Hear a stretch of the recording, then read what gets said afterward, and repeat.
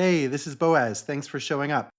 Please visit the Fools and Sages podcast at foolsandsagespodcast.com.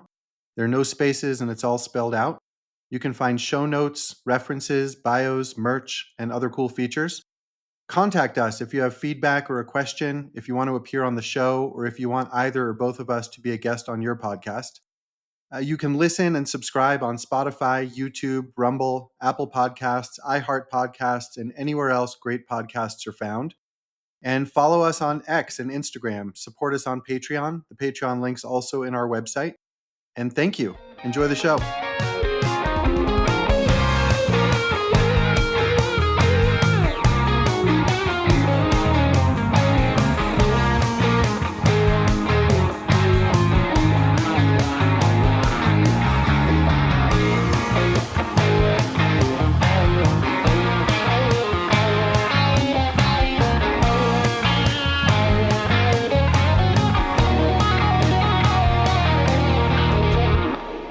Hi, welcome to the Fools and Sages podcast, where we talk about making sense and meaning in turbulent times.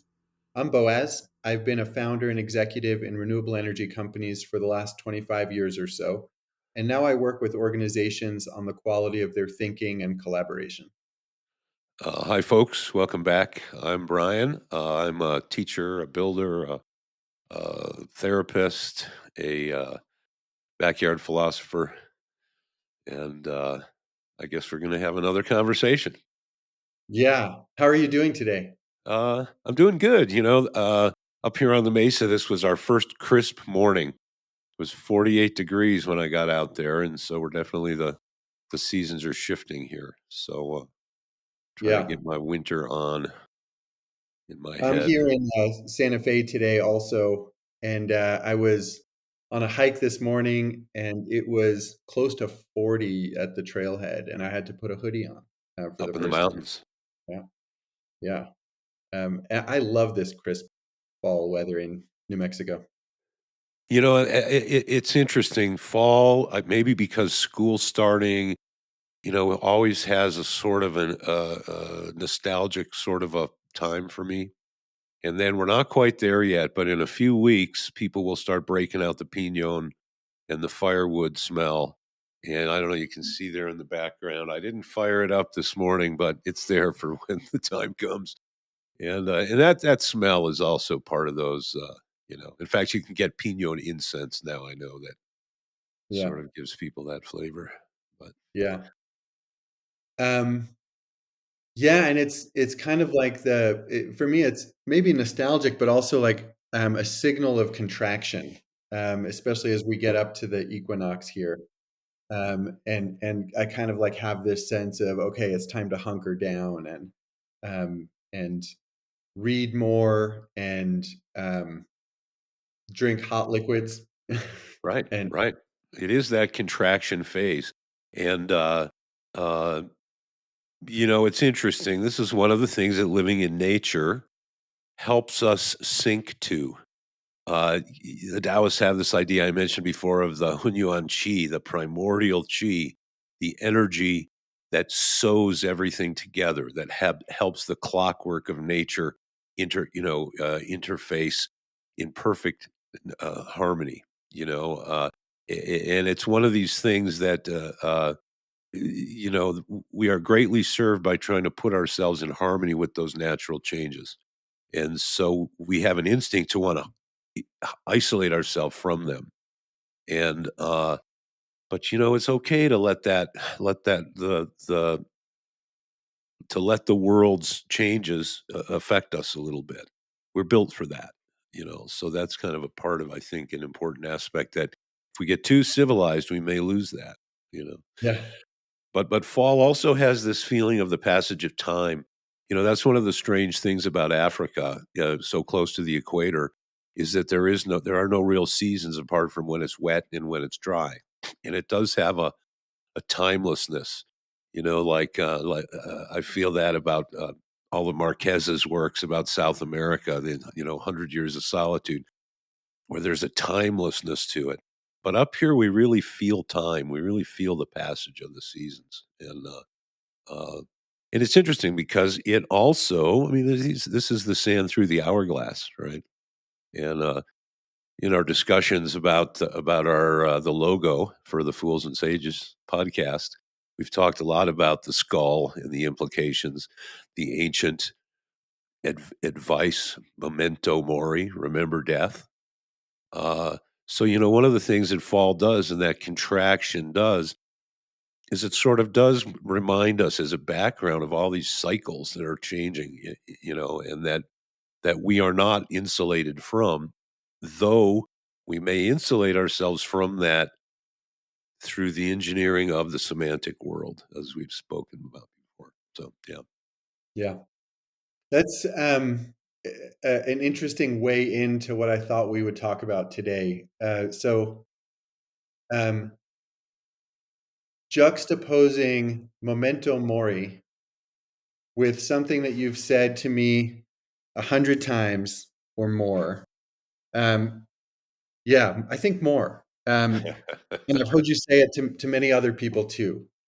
So so often I would come to you for advice about one thing or another, and I'd be struggling, and we talk about like the psychological stuff and the dynamics and everything that might be happening, and then you'd kind of offhandedly often say, and remember, the universe is a place out of which you cannot fall.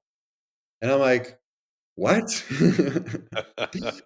Because the implications of that are, kind of ultimate. Yeah, Um, I'd I think, say. I think, you know, I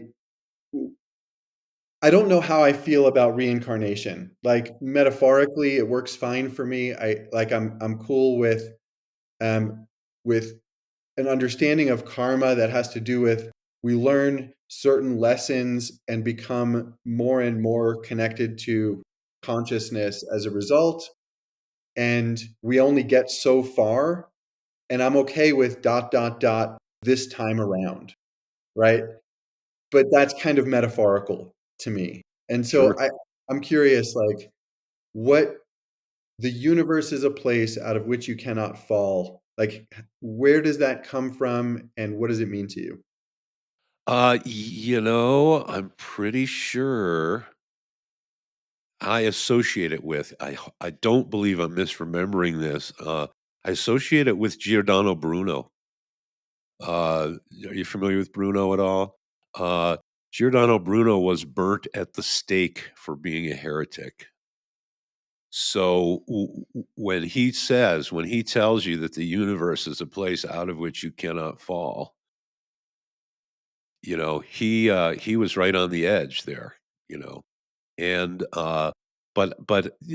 Giordano Bruno was probably what I think we called people in those days illuminated. And so this is one of the things. Uh,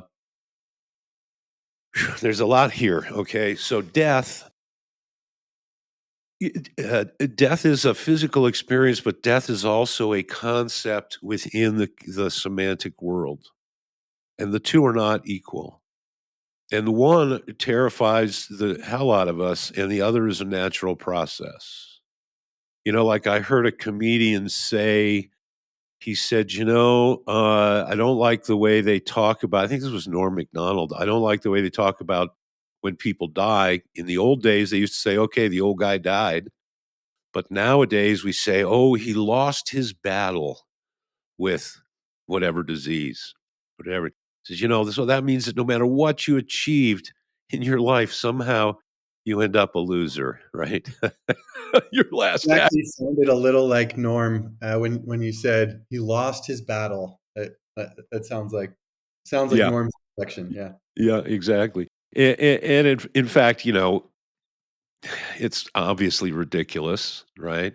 Plato told us about, Plato said those who fear death pretend to know something that they don't know. Uh,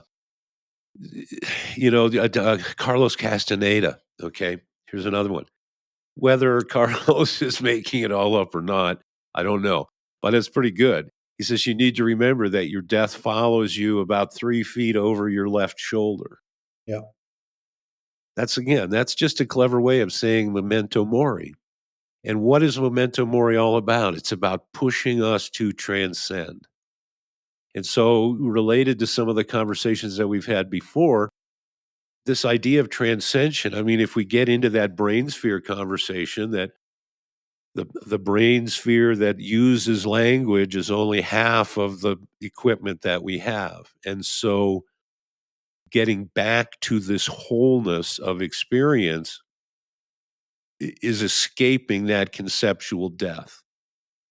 If we get out of the semantic world and back into the actual world, and use the semantic world as the tool it's supposed to be, uh, then our possibilities for transcension are real, or they're more obvious to us. And then fear of death changes. The famous story of the Zen master. The samurai puts his sword on his shoulder and shouts at him, "Do you know who I am? I could cut your head off without batting an eyelash." The Zen master says, "Do you know who I am? You could cut my head off when I wouldn't bat an eyelash." Because he's transcended death, and that's what all these great sages have told us about. The Buddha, okay, we're gonna transcend suffering. Jesus, we're gonna have eternal life. Well, if we think about it in this with this map, eternal life is our identity as a part of all life. When that when we connect to that identity, then death, where is thy sting, right? Because everything turns. All is complete with the sight of seeds of life with you in that generation, right? But again, that's I hear that as metaphorical, like um, eternal life and uh, our identity um, with life, allowing us to connect to all of life and therefore be eternal, is like I think the universe is a place out of which you cannot fall could easily have greater implications, like along the lines of you can't flush a ping pong ball, right? Well, it's tangled with the mystery of identity Mhm. and the nature of the identity that we've referred to as with a small u, a small y, or a large y when we refer to you. Uh, uh, this is the idea of God being eminent in each created being, right? Some spark of that, you know. And and see this again. We pull on this thread, and a lot of the sweaters, the sleeves are going to come off of the sweater, right? Because we keep pulling on this, and if we root it out of experience, it literally turns our model of how things work upside down. You know, that's why I found Federico Fagin, the physicist, computer genius, inventor of the microprocessor and the touchpad. We spoke about him. Uh, the conclusions that he came away with from his experience. The other thing I wanted to talk about one of those things, one of those, oh, I should have mentioned from our previous episode was St. Thomas Aquinas. Because, St. Thomas Aquinas, very Aristotelian, rigidly logical. And he wrote this, his masterwork, and it was a question, and then the answer to that question, and then the refutation of that answer, and then the refutation to the refutation to that answer. And then at the end of his life, he had this experience of, I think, as they called in those days, illumination. And he was quoted as saying, "All of my works are nothing but dross and chaff," right? When he had this experience of transcending the semantic world, he realized that nothing in the semantic world could capture adequately this transcendent world that I would argue, the Christian model says grace is bestowed upon us. I would argue that this is actually our unrealized potential. So back to Federico Fagin, and the thing that gets turned on its head is we have this idea that we're given that consciousness and higher things are built out of combinations of lower things. that if we build enough dead things together and we do something right, somehow those dead things will be alive. That somehow we can work from the more basic fundamental pieces up to this higher dimensional thing. But all the esoteric traditions tell us exactly the opposite. And that's what these experiences imply. And that is that higher energy trickles down, and our hard matter, the things we can hit our head on, those precipitated out of a higher dimension. So we're not trying to reach ourself from the lower dimension up to a higher dimension. We're trying to return to the higher dimension, right? And which brings me to my favorite drunken hod carrier, Mr. Finnegan.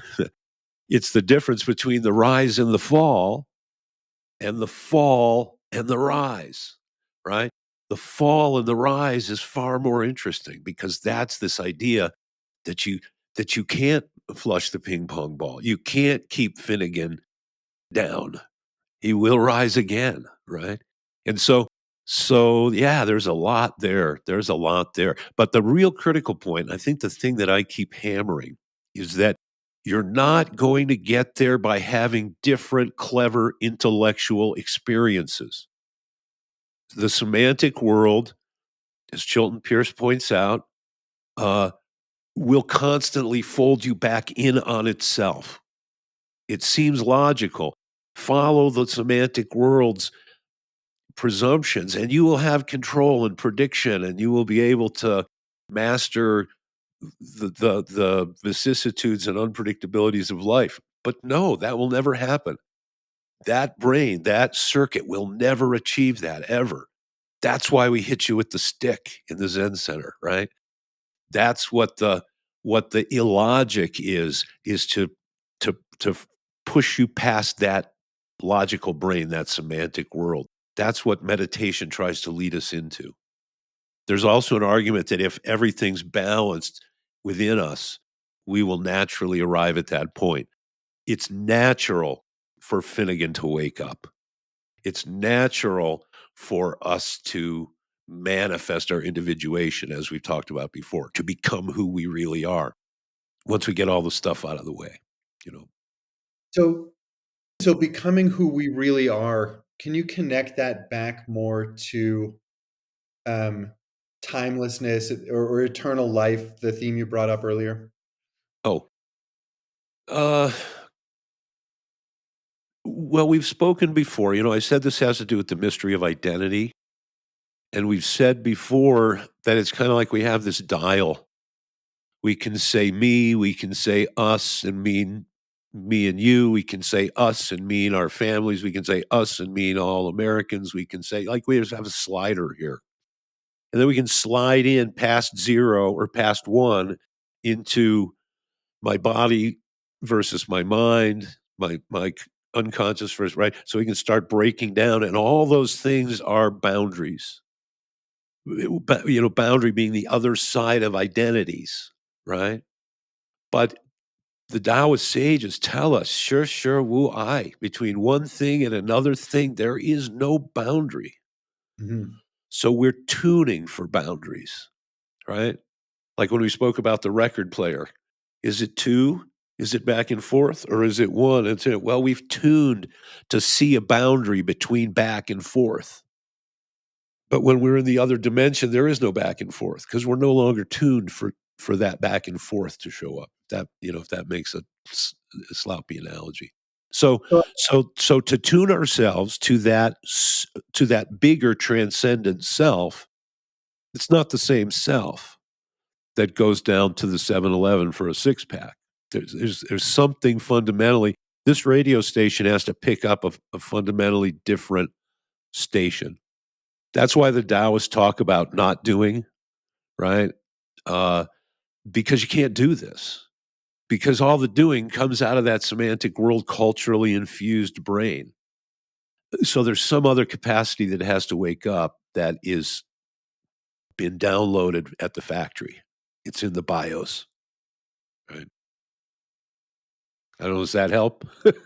yeah, yeah. So what I'm taking away from that is, and I think when we're exposed to physics, we understand this in a really practical way. Like the atoms that make up me and not me, first of all, are mostly space and Right, like really mostly space, and second, they're intermingling. Um, right, right, and um, and yet here at the biological level, I experience my skin as separate from the air that is right on the other side of it. right, And so if I um, tune my meter so that I experience myself and the air beyond me and everything all as a self with a capital S, I am forever part of that. Um, is that reflecting that back? That's an intellectual picture of a thing that's beyond intellectual Okay. picturing, yeah. But I think, again, I come back to Fajin, and he was talking about using your example of the electron, and, and our compulsion to thingify everything makes us see that electron as a thing. Fajin says this is not correct, if I understand him correctly. That electron is a quality of a field. And so now what I'm telling you is that you are a quality of a field. And your experience of particularity is created by the tuning of the dimensional apparatus that the experience is based on. But so this is also the back way into reincarnation, if you want to go there, because that field persists. And and Fajin will do this much more rigorously than I can. But but when I was saying that the universe is universing by youing you, the universe is not going to stop youing you. I mean, the universe is perceiving itself through youing you, like the Grateful Dead song, "Wake up to find out that you are the eyes of the world." Right? And this is, again, we're getting into some ceremonial types of experiences that we can't flatten out for the semantic world entirely. Um, but the important thing is to know that there is that circuit. Your radio will play this station. You just need to, this dial is a little slippery or a little sticky, or you have to decide your analogy there. But it's not on one of the preset punch buttons that comes with our culture. And it sounds like it's not just a choice either, or at least my experience is maybe it is just a choice. But like if I just choose to see myself as integrated as opposed to separate, um, other than my semantic compulsions to revert back to particularity, um, what else is there? Beyond the choice, Right. like Well, yeah. yeah, the Buddhists have this idea that they refer to as a mind oriented towards enlightenment. Fajin has this idea that there is a fundamental curiosity, I think, to the nature of things, that there is an urge to know that's fundamental to existence. And so that there is some aspect of ourselves that it might be deep and it might be distracted now by the cultural impact of the semantic world, but that there is a natural metaphysical question there that is posed with our existence. Uh, ET phone home. I don't know. you know, uh, uh, and this is one of the mysteries. So I do think that it is true when you're told, seek and you will find. And this is one of the big questions, like we spoke briefly about Spinoza and we've spoken about Judaism. And I was looking into that a little bit as to what are the different worldviews there. And I feel like I'm somewhere in between Spinoza and traditional Judaism. Spinoza sort of seems to think that the universe is entirely impersonal and that it has nothing to do with your particular condition, but that you can come to know it more or less. Whereas Judaism really is this, and I think in maybe in one of the, I don't know, I don't know if about enough about Sumerian, but it might have been the first idea where we have a personal God that we think has a personal relationship with us incarnated as humans. And I don't think I'm misspeaking there. And so, or like, I come back to Einstein's question, is the universe a friendly place? So the real question is, what deeper relationship can I have with the universe? And on that level, I do think seek and you will find, because the circuitry is there. But I didn't say it was going to be easy. And I'm not saying you're going to like what you have to go through to do that. That is the price of the fallen state, so to speak. But it's a doable thing, I think, and it is something that happens in degrees. And I do think that the universe is going to keep playing this game with itself for the near future, and and that's the level of things that reincarnation happens through. How much of your personal identity, is involved in that? It's probably a lot less than we might think, but there's a mystery to our consciousness and there's a mystery to the consciousness of the universe. And these are not randomly, they don't just happen to exist. I mean, there's a relationship there, some microcosm, macrocosm, uh, you know. I mean, that's all the mystery traditions are all that.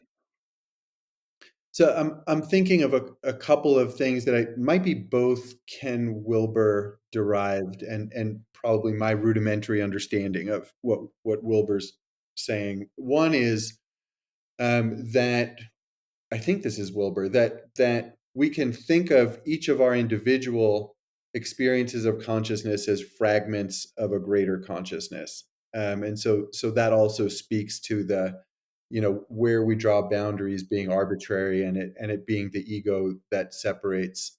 Yep, Um, uh, and then the other thing that I think Wilber talks about is we treat birth as a miracle.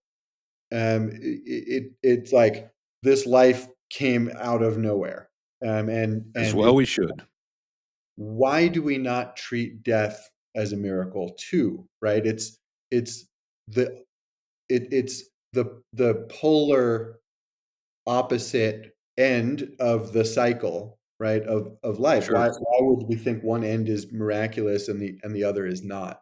The Um, semantic world and the concept of death, which is yeah, different than the experience of death. Yeah, right. And you said earlier that the semantic in the semantic world, we are terrified of death.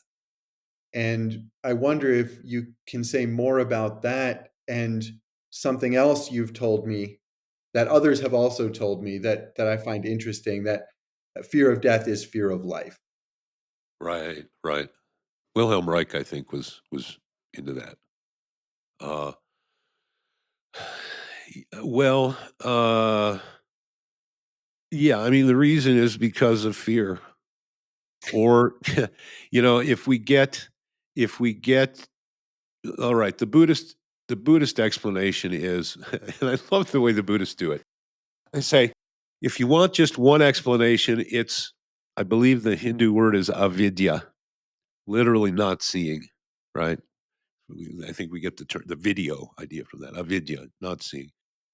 But if you want to divide it up into three, we call it attraction, aversion, and bewilderment. Uh, Now the Buddhists will keep going.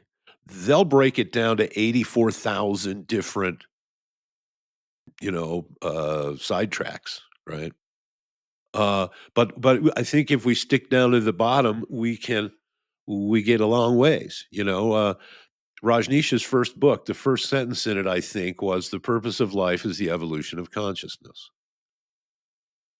When we see that consciousness is like the result of this accumulating complexity in nature, it pushes us to, well, it's a signpost to the potential of our expansion, of expanding consciousness. So I mean, it's the only game in town, right? If we look at nature as this accumulation of complexity, and we're kind of at the pinnacle of that. So, the Greeks used to say, in fact, I think I had to write a paper once about it, and I probably didn't do a very good job, as I recall, on the saying, "Man is the measure of all things."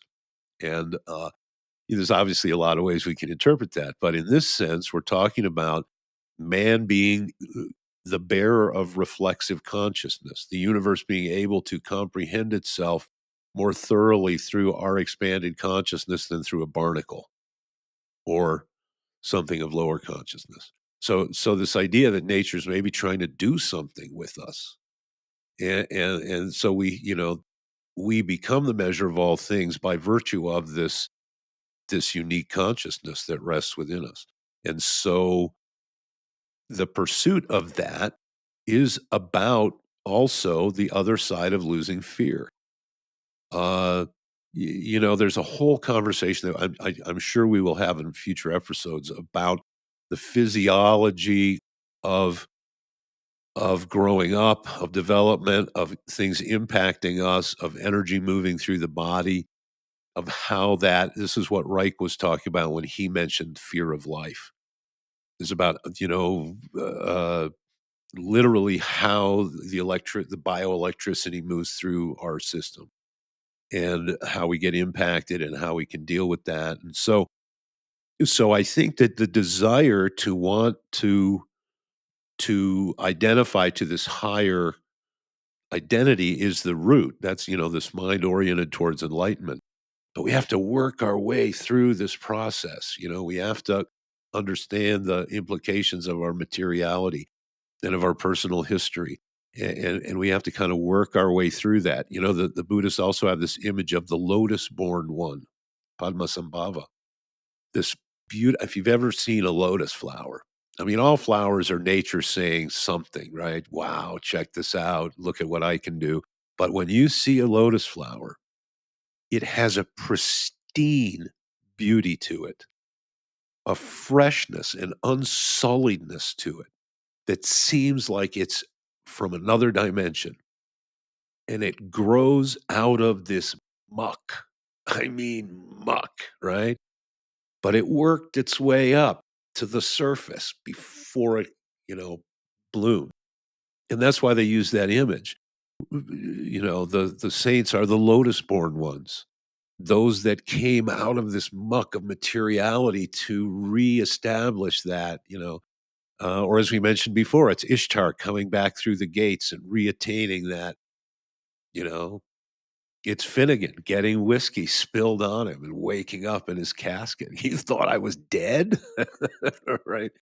And so yeah, I mean, this is the great story. This is the Phoenix, right? This is the fall and the rise. Right. I think I want to hear more about when we experience the fear of our own death, how that manifests as fear of life. The way I interpret it, or at least have in the past, is that any amount of fear of death means there's some preoccupation, and that preoccupation takes energy away from the youing of you. And the so losing any preoccupation just reduces drag on the system, and life can be more fully um, appreciated and expressed, and all of that stuff. But I think there's more to it. Uh, well, culture plays a game on us. And culture basically tells us at an early age, when we grow through this process of inculturation, when they tell us they're educating us. Uh, and, this is something we started to realize probably back in the 60s. And now we're probably in the process still of throwing baby out with the bathwater around all this. But uh, culture does play a trick on us. it tells us, first of all, it becomes, pretty evident that you're relying on other human beings. And, as a baby, we're not like other animals that can survive on our own. So we kind of are reliant on other humans, and other humans quickly teach us what is acceptable and what is not acceptable. And we are encouraged to create a self, a semantic world self, as a vehicle to interact in this world of other humans.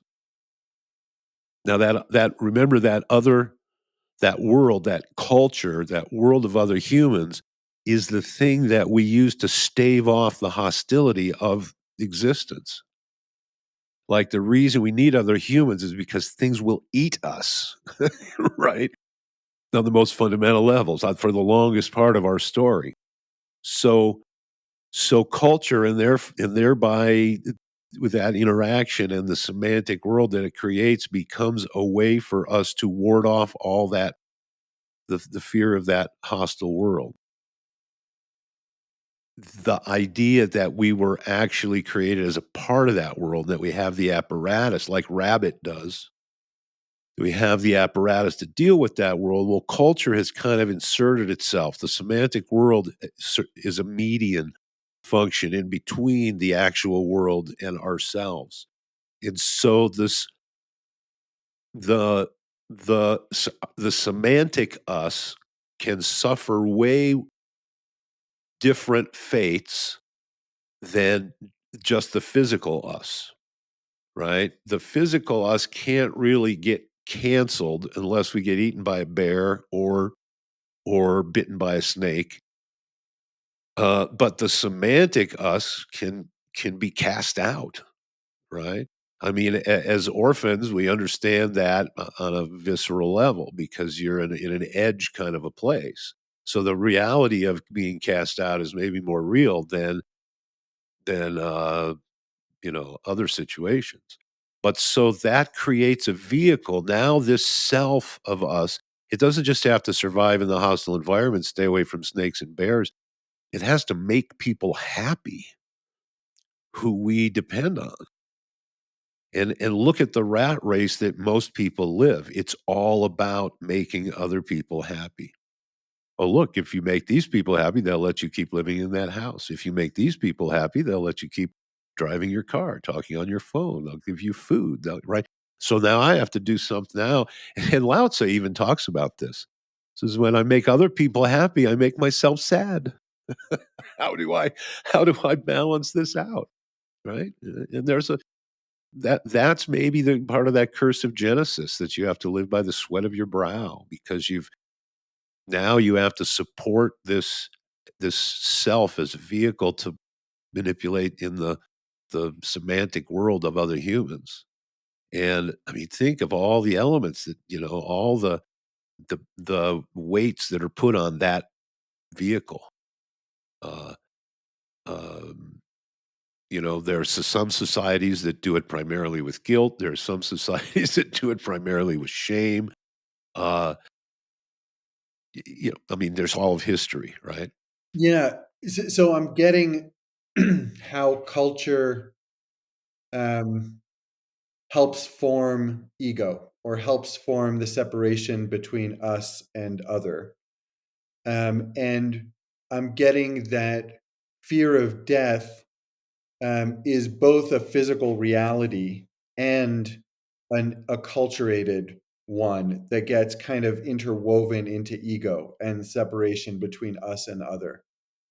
Say more about how that manifests as fear of life or how it is truly fear of life. I think those are different questions. Well, uh, Oh, if maybe another. So I can see it as a chicken and an egg. If we could only stop fearing death, we would actualize. We would break the boundary between us and other and unify with the great field. Um, and we need to experience our unification with other in order to let go of the fear of death. right, seems like a sticky wicket. Yeah. Yeah. Well, and I think, fear of life, uh, we are often inhibited by fears of failure. And those fears of failure are personal fears. And we talked about your chapter a few back when you went bankrupt and things were changing, right? The the conversation, the labeling, the making it into a thingness of it creates creates the how do I say it? The perceived world that we inhabit. That semantic aspect that's very personal, right? And so that can inhibit us in all sorts of ways, you know? I didn't go play the blues at the open mic night because there was a voice in my head that said, "Well, what if you suck?" Right? And I don't think any of us are immune to the impact of culture. Or we say, what if we let ourselves really out and we really shined? Uh, then people might think we were arrogant. They might think we were egotistical, right? We had that conversation. So there's a lot of ways that the cultural world keeps us in our place. And that's one aspect of fear of life. I think that Reich was probably also talking about the physiological component of that because we talked about the distinction between body and mind. And this is in the internal arts when we get into the conversations of chi, or what Wilhelm Reich called orgon, which is the mediating thing between them. There really is such an intertwined aspect to our consciousness, the way that it's rooted in our organism, that is probably uh, when we experience a certain amount of energy. Let's see, how do I get to this? Okay, if we look at the theories of Hinduism and the Buddhism of a saint who is running 220 up all of their chakras and out the top of their head, their voltage, uh, we might present that as the realized state. And no separation between the self and God's will. And this is a physiological occurrence as much as it is a psychological and spiritual occurrence. No boundaries, right? The matter, the energy, the all those are one, right? Uh, so how do I not be? How do I unbuddha? if that's the state of Finnegan before he fell off the ladder, right? How do we get his ass back up the ladder? So so the physiology aspect of that is something impacts me, right? Uh, okay, I'm a 5-year-old kid, and I've not had culture really wank on me yet, so I'm still feeling great about everything.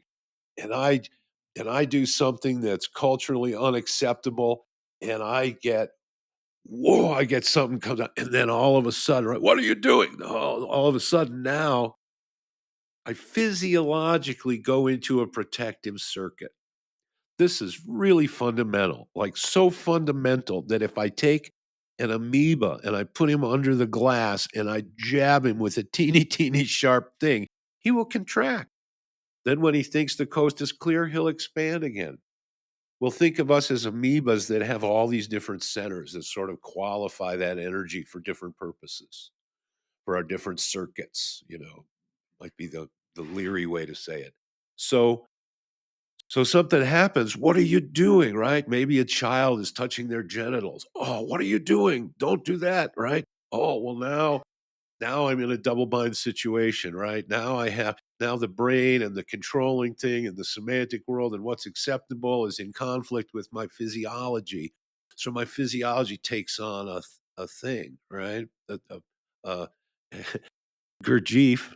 in his wonderful work, Beelzebub's Tales to his grandson, refers to the organ Kundabuffer, which he says is this thing that was installed in our us three centered beings to the keep the voltage down, if you will, right? So this idea that we have to go through a process, we have to clean these things up, we have to get our circuitry erased. Another great book was a New York Times bestseller called "The Body Keeps the Score." Right? These things happen. So the body is also the vessel. The body is also the temple. The body is also where the circuitry for higher consciousness lives. We are not like in Futurama, a head under glass. This is the power system.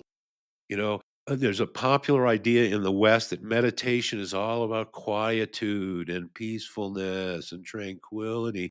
And yeah, that's true as far as it goes, but meditation needs energy. Consciousness needs energy. That's part of the mystery of why our spines are vertical and all the four-leggeds are horizontal, right? We move energy up. And so there's a whole, I mean, we're just scratching on the surface of a whole thing there, but this is the idea of refining ourselves, that there is a process that we can go through, and we will get cooler and cooler radio stations the more we do that. And you've seen this, I know, in ceremonies.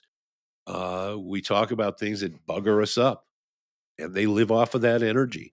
It's like driving around with the gas and the brakes on.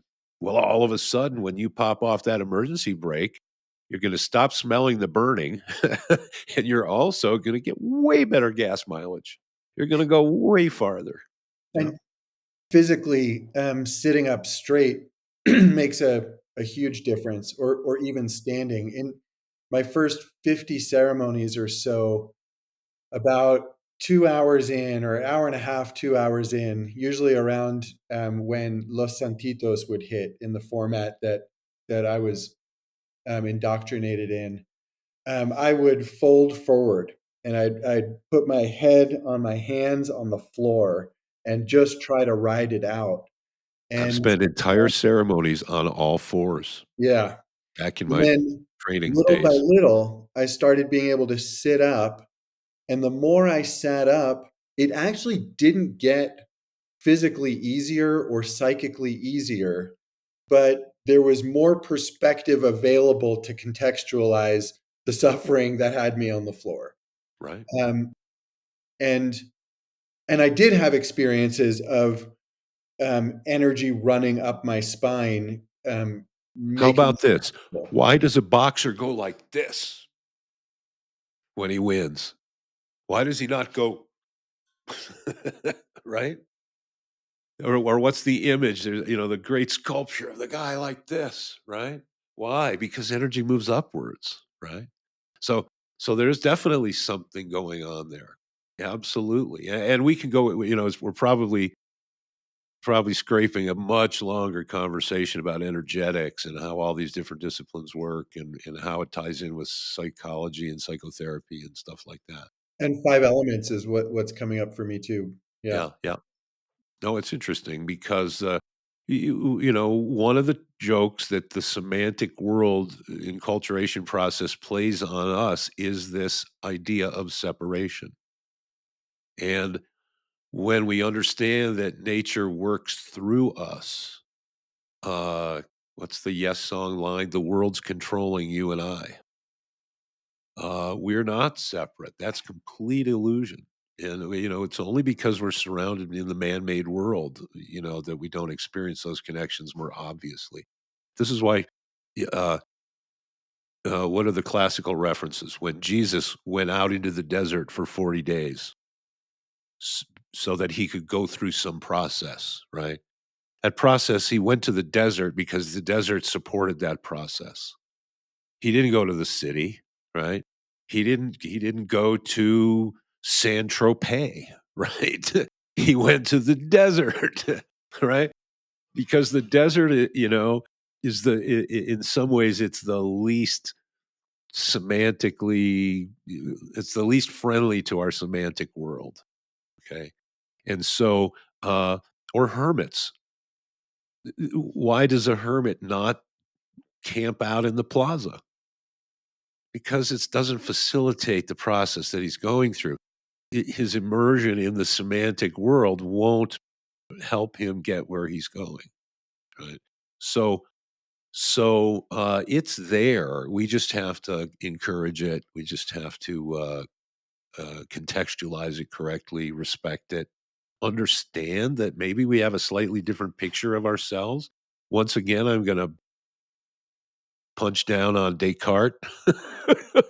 I think, therefore I am, right? Way more of me is than thinks. That's my response. Yeah. So there was a little tributary a while ago that I made a note about to come back to, and many of the other tributaries I think might be their own bigger conversation. So I want to go back to Mhm, mhm. you said that the things that keep us um, experiencing ourselves as separate, according to the Buddhists, are attraction, aversion, and bewilderment. I thought you were going to say fear and desire until you said three things.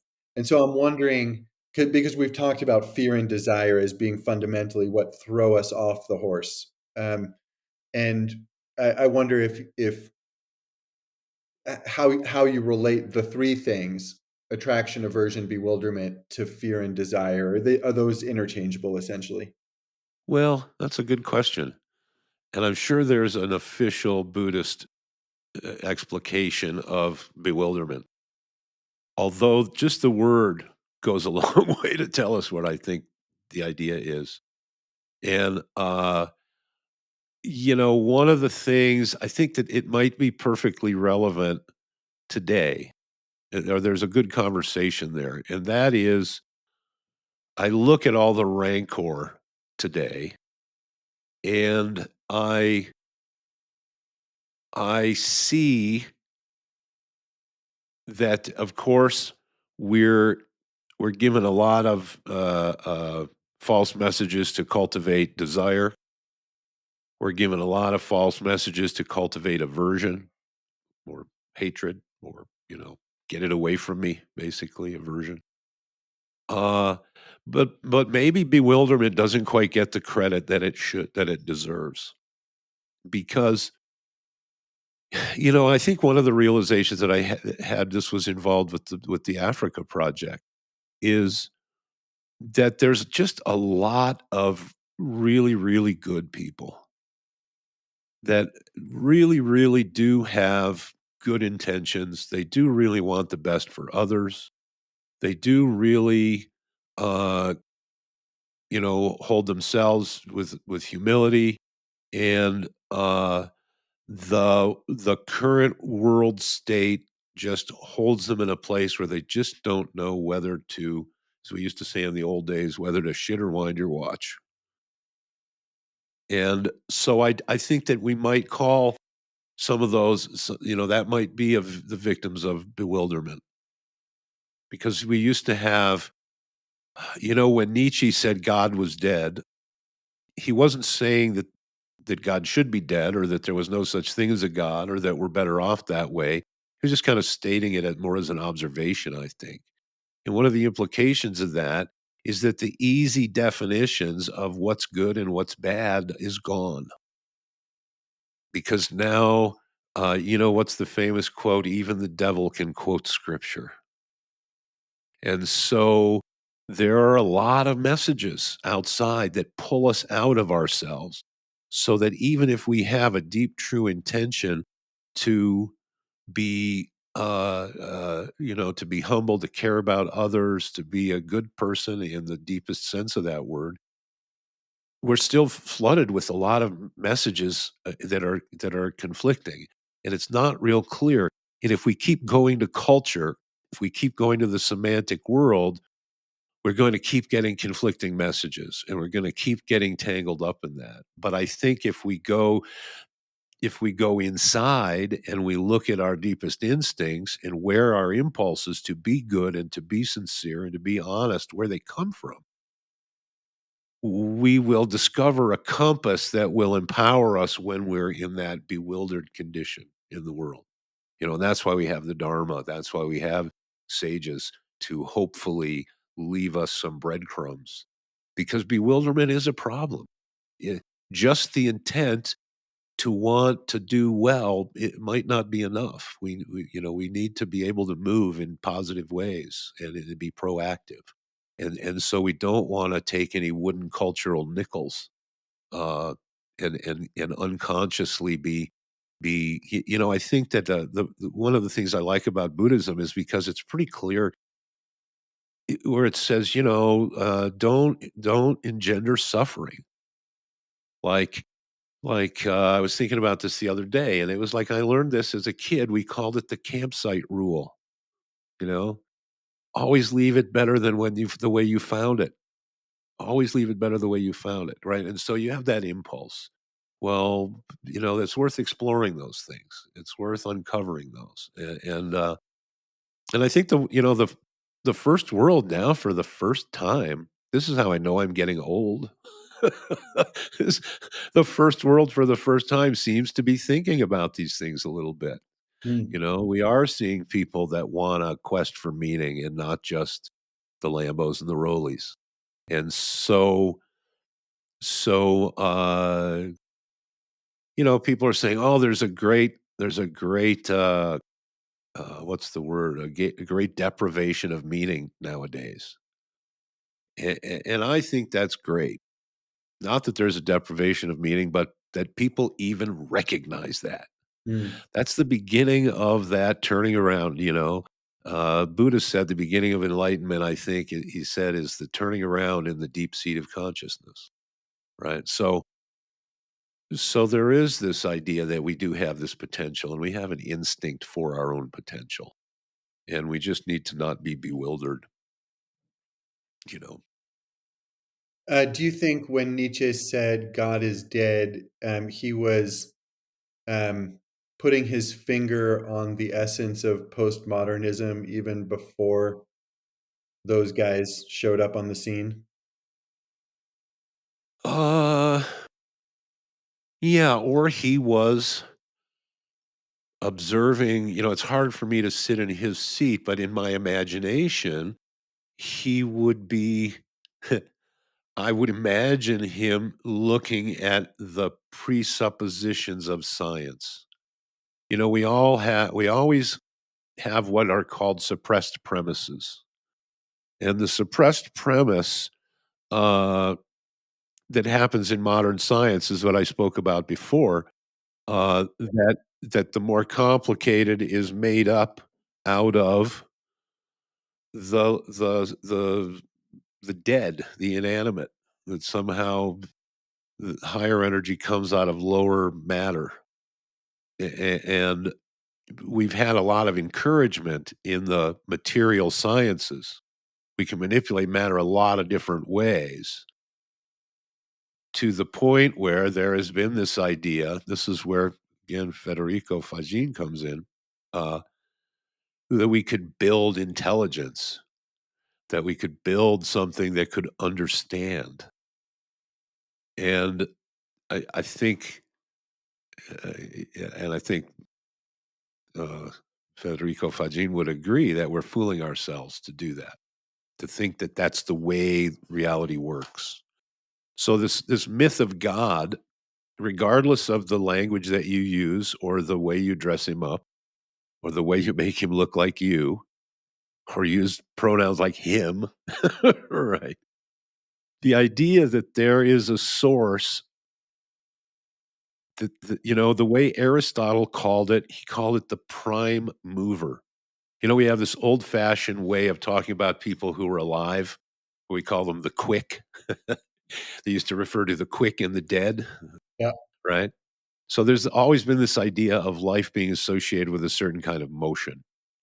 And in fact, any activity, anything happening in the universe is usually associated with motion. And so Aristotle had this idea that if everything's in motion, there must have been something that actually moved first, and it started moving other things. But how could something start moving that wasn't moving or moved by some other thing? It's a mystery. And so he called that the prime mover. the way it gets translated. The first thing that moved, right?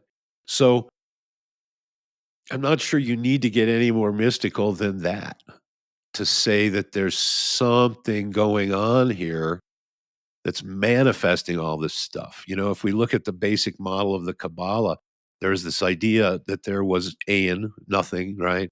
And this Ayin, the Ayin Sof Or, the light, the first light appears of the super high dimension, and then this dimension, this lightning bolt of higher dimensional energy sort of zigzags its way down, and the last part of it is the world that we inhabit. I think Ein Sof Or means also infinite. Ein Sof means without end, if I remember correctly. And no thing, right? No particularity. No universe created yet. Mhm. And then this hot, but the point here is that it comes from a higher dimensional energy that they call the supernals, right? Beyond humans can't even go there. You can't look upon the face of God, right? It's too high a dimension. You don't have the equipment for that. But as it makes its way down, the final level. In fact, in the Christian prayers, they used to end the Lord's Prayer with "in the kingdom and the power and the glory." Well, those are the three lower Sephiroth on the tree of life. And so, it makes sense, honestly, that lower stuff would trickle out of higher stuff rather than the other way around. But if you think that if you take okay, the pentagram, and when it's inverted, the pentagram represents the four elements and spirit up at the top. And when you invert it, you put the elements above spirit, now you have black magic. Well, when we say, Nietzsche saying God is dead is another way of saying that now spirit is no longer on top. Now matter is on top because we think everything's only about matter. Now we understand now that this is what we call naive materialism. We just don't really grasp how naive it is. Mhm. Let's put it that way. And so yeah, I don't know if that horse is Yeah. sufficiently beaten. Uh, That's a good Nietzsche reference. Um, yeah. Yeah, I mean, as a lot of things do these days, it makes me think of David Bohm's realization, of quantum potential being this kind of substrate that probability arises from. I think he was seeing that science needs to, account for what you're calling higher dimension, or at least science might not be able to fully account for it, and that's why he started hanging out with yeah, Krishnamurti. And by the same exactly. token, he was also talking about um, the 84,000 things in essence, when he spoke of fragmentation. That just the way we think, the way we're trained to think, and the way we speak, just creates separation. Right. And we can't think our way out of that. The same method that caused it won't get us out of it. But there are things we can do that will change that, that that Yeah. that that alter the context of our experience. Well, we'll talk more about that, I'm sure. Yeah, yeah. I don't think there's a way around it. Cool. Great. Okay, well, maybe that's a good place to wrap up. And thanks everybody for listening. Thank you, Brian. Yeah. That Oh, was I said I was gonna bring the 8 wins Oh yeah, 'cause I made reference to them, and I think it's really useful. So just a quick takeaway. yeah. The 8 winds are in pairs. There's 4 that are good, there's 4 that are bad. Thief on the left, the thief on the right. Prosperity and decline, honor and disgrace, praise and censure, pleasure and suffering. Those are the 8 So, winds. so those are like an expansion of the attraction aversion, essentially. The things that move us off our center. Yeah. Yeah. Great. Cool. Thank you. Yep. See you next time.